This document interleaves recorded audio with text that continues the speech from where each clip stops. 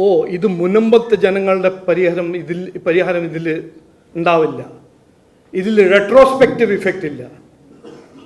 ഞാൻ എഷ്യൂർ ചെയ്യാൻ ആഗ്രഹിക്കുന്നു, മുനമ്പത്തെ ജനങ്ങൾക്ക് അവരുടെ റവന്യൂ അവകാശം കിട്ടും.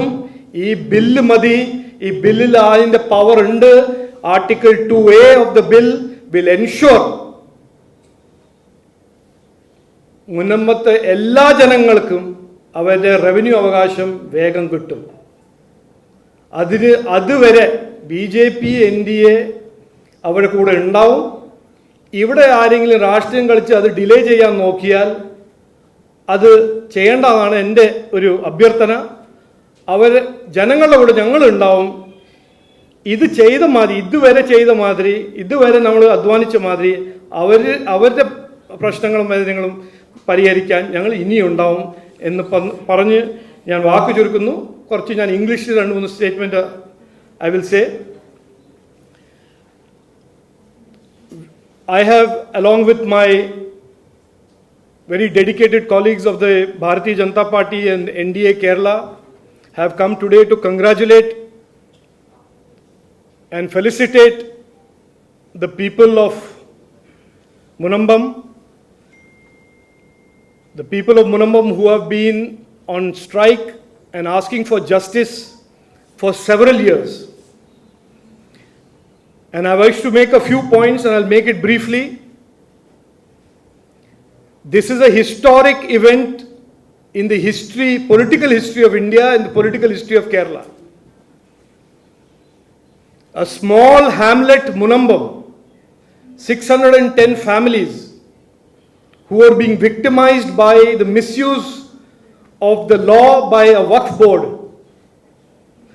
and were let down and betrayed by their MPs and their MLAs who they elected. Their voice reached Delhi, their voice reached Parliament, and the Parliament enacted a law to give them justice. This is a shining moment of Indian democracy where with absolute peaceful protest, a group of Indian citizens made the Parliament act to protect them and to give them justice. The second point I want to make, and I will rush to these points quickly, the debate yesterday and day before yesterday, which we all watched, the whole country watched, exposed the Indie Alliance MPs for what their politics really is. For us, being in politics, being an MP, being an MLA means a duty to serve the people, to solve their problems. It is how we see the duty of an MP. Instead of doing their duty for the last several years, the Indie Alliance MPs, including Congress and CPM MPs, have chosen a path of appeasement politics and sacrificed the interests of the poor people of Munambam. That has become obvious in the last 2 days in Parliament. And it is shameful, and it is a shameless set of lies that I say it with all responsibility. It is a shameless set of lies by a shameless set of people that was used in the debate in Parliament. A Congress leader from Kerala argued that Article 25, one of the most important foundational articles of our secular democracy, the right to practice religion, is being infringed by this law. It's a pure, blatant lie. We all know Article 25 remains intact and untouched and unaffected by this bill. Then the same group, to push further lies, to inflame passions of a certain community, says Article 13 is being violated. Again a lie. Then they say Article 14, the right to be not discriminated, is being violated, when the absolute opposite is true. This bill makes the operation of the Waqf transparent, accountable to the poor Muslim community that it is supposed to serve, and most importantly, it ensures that everybody, including the people of Munambam or anywhere in the country, can exercise the right to property, which is a constitutional right, Article 300A, without fear of the Waqf's land grab. That is what this bill does. And instead of debating this, finding some faults, finding some improvements, they have chosen a path of lying and misleading one community. This same Indi MPs say this is anti one religion, anti one community. There is nothing in this bill that is anti any community. This was asked, answered by Home Minister Amit Shah ji, by our most hardworking Buddhist minister, minority minister Kiran Rijiju ji, and he said repeatedly, in our country, whether you are a micro minority or you are a major minority, every minority community, Indian citizen enjoys the same rights. Sabka Saath, Sabka Vikas is not a slogan for us, it is the bedrock of our political ideology and political philosophy. So they have tried to lie, mislead, and if all this was not bad enough, today their leader of opposition in Kerala pops up, the same man who said, I will do this in 10 minutes, he said this before Lok Sabha election and disappeared, now says, no, the amended bill will not help the people of Munambam. To him I say, don't open your mouth before you read a document, and don't read the document without somebody who's there to explain it to you. This bill will 100,000% give the rights of property to the people of Munambam and any other Malayali, any other citizen of Kerala that is threatened for his property or her property or his family's property or her family's property. Thank you, and I will take questions. മുൻകാല പ്രാബല്യത്തെ സംബന്ധിച്ചുള്ള ചർച്ചകളൊക്കെ ഉയർന്നു വരുന്നത് ഈ ഇത്തരത്തിൽ ഈ ഭേദഗതി bill കൊണ്ടുവരുമ്പോൾ അതിന്റെ മുൻകാല പ്രാബല്യവുമായി ബന്ധപ്പെട്ട് കിരൺ റിജിജു തന്നെ ഇന്നലെ പറഞ്ഞത് അത്തരത്തിൽ ആ പ്രാബല്യത്തെ കുറിച്ച് ഇല്ല എന്നുള്ളതാണ്. ഹൈബിയുടെ ഉൾപ്പെടെ ആ കാര്യങ്ങൾ അന്ന് തന്നെ സർവീസ് ചൂണ്ടിക്കാണിക്കുന്ന സാഹചര്യം ഉണ്ടായിട്ടുണ്ട്.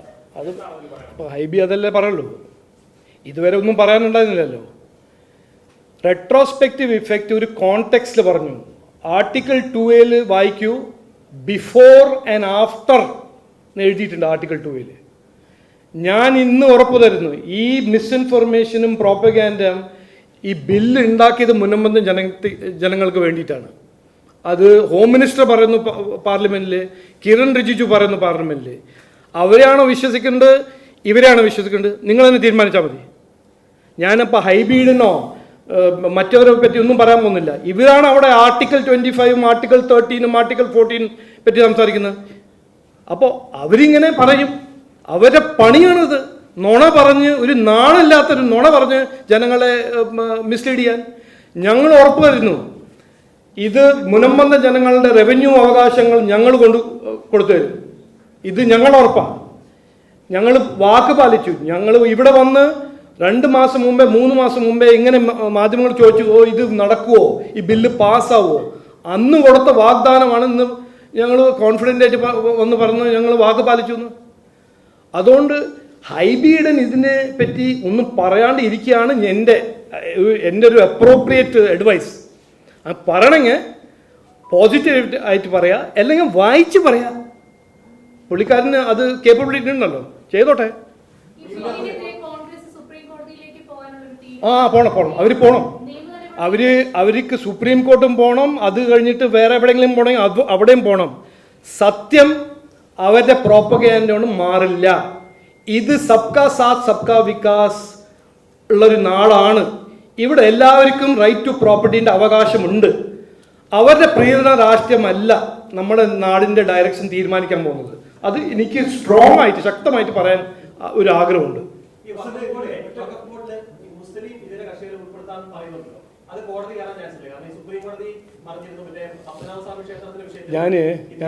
ഞാൻ ലോയറല്ല, ബട്ട് എനിക്ക് ഒരു ഭയങ്കര ഹൈലി ഡെവലപ്ഡ് കോമൺ സെൻസ് ഉണ്ട്. അത് ഇവർക്ക് ഇല്ല എന്നാണ് ഞാൻ മനസ്സിലാക്കുന്നത്. ഇത് ചോദിച്ചു, അമിത്ഷാജിയും അതിൻ്റെ നല്ലൊരു ക്ലിയർ ആയിട്ട് സിമ്പിൾ മറുപടി പറഞ്ഞു. കിരൺ റിജിജുവും പറഞ്ഞു, റിച്വൽസിനെ കൺട്രോൾ ചെയ്യുന്ന ബോഡിയിൽ ആരും നോൺ മുസ്ലിം ആവില്ല. ഇത് പ്രോപ്പർട്ടി മാനേജ്മെന്റ് ബോഡിയാണ്. അതുകൊണ്ട് ഇതിൽ രണ്ട് ഏരിയയിലും ഭയങ്കര വ്യത്യാസമുണ്ട്. അത് ഭയങ്കര സിമ്പിളായിട്ട് എനിക്ക് മനസ്സിലായി. ഞാൻ ലോയറല്ല, എനിക്ക് മനസ്സിലാവുമ്പോൾ ഇവർക്ക് എന്താ മനസ്സിലാവാത്തത്? എന്താ എഴുതി കൊടുക്കണോ? അത് ഡയഗ്രാം ഉണ്ട് കൊടുക്കണോ അവർക്ക്? ഡിസ്പ്യൂട്ട്സ് മാനേജ് ചെയ്യുന്ന ബോഡിയാണ്. ഡിസ്പ്യൂട്ട്സ് മാനേജ്മെന്റ് ബോഡി എന്തോ പ്രോപ്പർട്ടി മാനേജ്മെന്റുമായി ബന്ധപ്പെട്ട് താങ്കൾ പറഞ്ഞതുപോലെ ഒരു ബോഡി ഉണ്ടെങ്കിൽ അവിടെ ആ മതത്തിലല്ലാത്ത ആളുകൾ വന്നിരുന്നെങ്കിൽ അതും നല്ലതാണെന്ന് തന്നെയാണ് താങ്കൾ പറയുന്നത്. അല്ല, ഇത് വരുന്നത് ഇതിൽ ട്രാൻസ്പെറൻസി ഉണ്ട്, അക്കൗണ്ടബിലിറ്റി ഉണ്ട്, റൈറ്റ് ടു അപ്പീൽ ഉണ്ട്. എന്താണ് പ്രോബ്ലം? എന്താണ് ഇതിൽ? എനിക്ക് മനസ്സിലാവുന്നില്ല. എന്താണ് ഇഷ്യൂ? ഇതുവരെ റൈറ്റ് ടു അപ്പീൽ ഉണ്ടായിരുന്നില്ല, ഇപ്പോൾ റൈറ്റ് ടു അപ്പീൽ ഉണ്ട്. അതിലൊരു എഗ്രീവ്ഡ് പാർട്ടി വഖഫ് ബോർഡാണോ, അതിനൊരു വേറെ വഖഫിന് ലാൻഡ് കൊടുത്ത ഒരു ഫാമിലിയാണോ, ആളാണോ, അവർക്ക് പോയിട്ട് അപ്പീൽ ചെയ്യാം. കോർട്ട് പ്രോസസ് ഓഫ് ലോയിലും ആർക്കും വിശ്വാസമില്ലേ? എന്താ വേണ്ടത്? ഇതെല്ലാം പിന്നെ ഹൈബീഡനും വി ഡി സതീശനും എഴുതി തന്ന ഒരു ഫോർമുല ആവണോ? ഇതൊരു ലോ ഉണ്ട്, ഒരു ലോ പാസ്സാക്കി, അതിൽ ട്രൈബ്യൂണൽ ഉണ്ട്, ഹൈക്കോർട്ട് ഉണ്ട്, അവർ റൈറ്റ് ടു അപ്പീൽ ആദ്യമായിട്ടാണ് കൊടുക്കുന്നത്. ഇതെല്ലാം ഒരു പ്രോപ്പർ എൻ്റെ ഒരു റിക്വസ്റ്റ്, ഞങ്ങൾ BJP എന്ന് പറഞ്ഞ പാർട്ടി, NDA പാർട്ടി എന്ത് ഇഷ്യൂവിനെയും ഡിബേറ്റ് ചെയ്യാൻ തയ്യാറാണ്. ബട്ട് അതിന് കുറച്ചൊരു ഫാക്റ്റായിട്ട് വരിക, ശരിക്കുള്ള ഫാക്റ്റിന് ഗ്യാപ്പ് എന്തെങ്കിലും പറയാം. ഇങ്ങനെ ഓരോന്നും അവിടെ നിന്നും ഓരോരോ മിസ്ഇൻഫർമേഷനും ഇത് ഒരു മതത്തിൻ്റെ അഗെയിൻസ്റ്റ് ആണ് എല്ലാവർക്കും അറിയാം. അതല്ല, എന്നാലും ഇവർ അങ്ങനെ പറയുന്നു.